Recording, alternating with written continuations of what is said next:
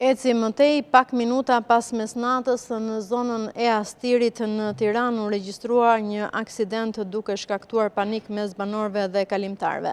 Sipas të dhënave paraprake nga vendngjarja, një automjet ka humbur kontrollin teksa lëvizte në rrugë dhe ka përfunduar i përmbysur në mes të korsisë. Pak qaste pas përmbysjes, mjeti është përfshirë nga flakët duke krijuar kështu situatë të rrezikshme për zonat përreth. Pamjet e dërguara në redaksinë e Euronews nga dëshmitarët okular tregojnë pikërisht automjetin e përmbysur dhe të mbuluar nga flakët, ndërsa forcat të zjarr fikse kanë ndërhyrë me shpejtësi për shuarjen e zjarrit. Ndërhyrja e tyre e ka bërë të mundur izolimin e flakëve dhe parandalimin e përhapjes së zjarrit në mjetet e tjera apo edhe në objekte pranë rrugës.